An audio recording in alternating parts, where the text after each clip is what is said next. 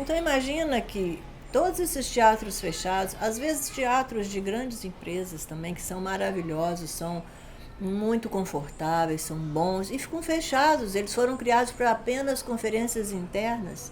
É muito pouco, eles podiam estar abrindo para o público, para a comunidade.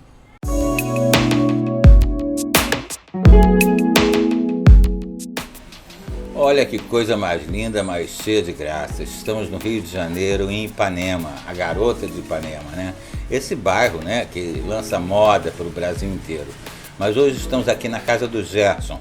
É um centro cultural, uma exposição de quadros de um artista e receberemos, né, vários colegas, né, profissionais do setor que impulsionam o mercado no Rio de Janeiro, pela Insigne TV, impulsionando o notável. Não, Doris, quando você fala, inclusive, da capacidade, né, de aproveitar, né, um espaço como apareceu aqui, a casa do Gerson, você revitalizar esse espaço, eu fico imaginando os inúmeros teatros que nós temos fechados pelo país hoje, né? Nós temos teatros fechados no Rio de Janeiro, nós temos teatros fechados no interior do estado. Eu tenho colegas hoje né, em cidades do interior que estão com as suas companhias de teatro há 8 anos na porta de um teatro, né, esperando que aquela casa volte a funcionar. O arquiteto também teria capacidade de recuperação, de participar desse projeto, da gente unir essa força, de reabrir esses espaços culturais? Claro, não dá para você reabrir sem o arquiteto quando você está se tratando de projeto e revitalização e restauração, seja lá o que for, não dá para você fazer sem o arquiteto. O arquiteto é que vai ter essa visão de como aquilo vai se atualizar e vai atrair pessoas para que aquele espaço venha a ser agradável e chamar a atenção daquela cidade que está precisando revitalizar o espaço. Agora, a grande questão é com relação à cultura. Por exemplo, aqui na casa de Gerson Pinheiro, nós fizemos tudo de mim e do meu marido, que é o filho do Gerson Pinheiro, que teve o interesse em juntar a obra do Gerson e poder agora dividir com o público.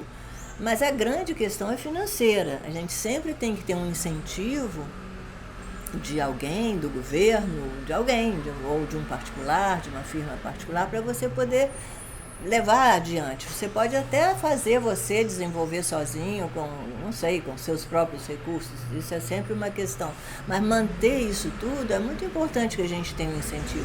Aqui mesmo na casa, a gente tem dado assim um duro para poder conseguir manter, porque já que a gente conseguiu fazer, a gente quer manter. Então a gente abriu possibilidade de fazer cursos, palestras, pequenas audições de piano, de música, de canto, exposições também dialogando com a obra do Gerson Pinheiro. Claro que isso movimenta o local, faz a obra dele ser conhecida, mas também pode trazer algum recurso que a gente acaba reinvestindo na casa. Isso é muito gratificante.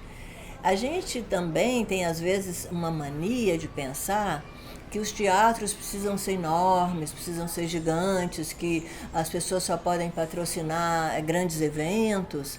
E aí acaba que fica uma coisa assim tão impessoal. Você num lugar pequeno como esse aqui, uma experiência que a gente vem tendo, coisa que eu não tive. Não tinha passado por essa experiência. Um lugar pequeno é um lugar intimista, as pessoas adoram vir, conversam, porque elas não só assistem ao show que a gente proporciona aqui, mas elas conversam depois com o artista, elas conversam com a gente, elas ficam debatendo, a gente tem uma hora de conversa. Muito diferente do que eu ir ao Teatro Municipal, assistir e ir embora para casa. Eu só consigo conversar com o amigo que está do meu lado, mas nunca com o artista.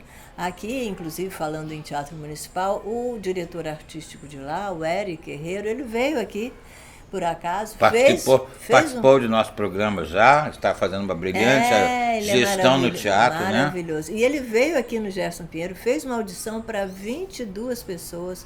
Foi maravilhoso você ver a relação do artista com as pessoas podendo desfrutar disso. Então imagina que todos esses teatros fechados, às vezes teatros de grandes empresas também, que são maravilhosos, são muito confortáveis, são bons e ficam fechados. Eles foram criados para apenas conferências internas.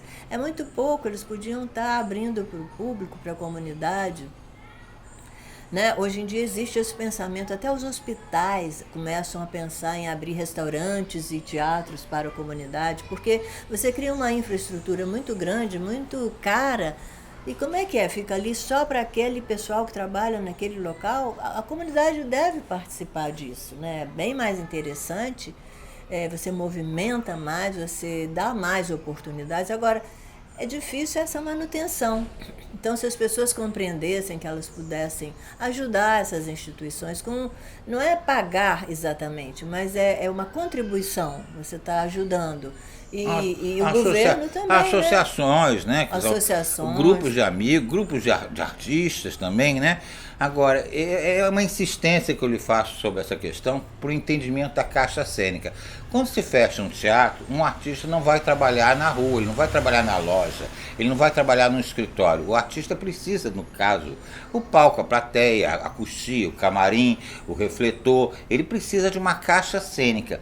Muitos não têm esse entendimento. O governo, os administradores, às vezes não têm o entendimento. Teve um teatro no Rio de Janeiro que ficou fechado durante 8 anos. Uhum.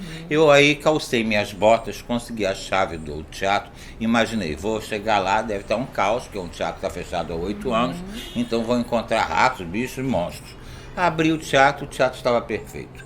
Havia sido colocado um praticável na frente do palco, se tirou as cadeiras, e havia se colocado um praticável, e era só retirar o praticável e se colocar as cadeiras de novo para o teatro voltar a funcionar.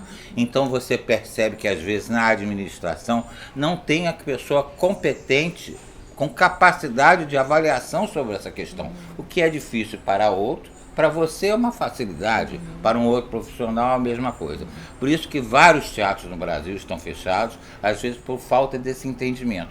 Eu tenho um teatro em Itaboraí, que é do Leopoldo Frost, né, João Caetano, que também trabalhou lá, e também está fechado há 8 anos. Então é falta de entendimento e de boa vontade. Às vezes nem só verba, às vezes é o conhecimento técnico sobre aquilo. Você falou sobre casas grandiosas. Não, uma adaptação, às vezes um grande teatro poderia se transformar em 2, 3 teatros no mesmo espaço, em salas menores, né? Mudou esse perfil. Mudou, e é importante a gente focar nisso, porque olha só, depois da pandemia, por exemplo, a gente compreendeu que você ter coisas perto de você é bem interessante, porque você não exige um deslocamento. O Rio de Janeiro só tem coisas na Zona Sul. Então, o que significa isso? As cidades pequenas não tem nada, tudo fecha porque não tem como bancar, não tem como fazer. Mas tem artista em todo lugar do mundo, em todos os lugares, em todos os bairros. E as cidades pequenas são as mais necessitadas. Então fica aquela história, precisamos ir para os grandes centros para poder ver alguma peça de teatro. Ok, para alguns artistas sim, não fazem, não vão às cidades pequenas, não é viável fazer determinados tipos de espetáculo, mas o hábito de ver pequenos espetáculos, pequenas exposições, isso já vai educando as pessoas e trazendo fazendo um outro crescimento, né? Pessoas que só vão ao teatro ou vão conhecer uma peça ou alguma coisa parecida, um show, quando ficam adultos, né? Porque no seu local não tem nenhuma coisa para ser oferecida. E tem o artista local, o cantor local, o ator, que não precisa mais também se locomover para o Rio de Janeiro, para São Paulo, para o grande centro. Nós temos 2 exemplos aqui claros, né? Gramado, seu festival de cinema, Joinville, sua companhia de dança, que ao apoiar a cultura toma uma dimensão maior que territorial do seu espaço, né? De município. Então, um entendimento sobre isso, né? O quanto a cultura, né? Impulsiona, né? Outro exemplo também, aproveitando aqui, dividindo com você, mas é porque, né, tem um contato e amizade, a Zaquia Jorge é uma vedete que se mudou para Madureira para criar um teatro. Madureira cresceu através de um teatro de Zaquia Jorge. Aquilo se desenvolveu a partir daquela atividade cultural. E é isso que também é o nosso papel, né? Quando a gente está falando sobre arquitetura, sempre estamos pensando na grande maioria, nas nossas casas, que hoje em dia também é o nosso local de maior segurança.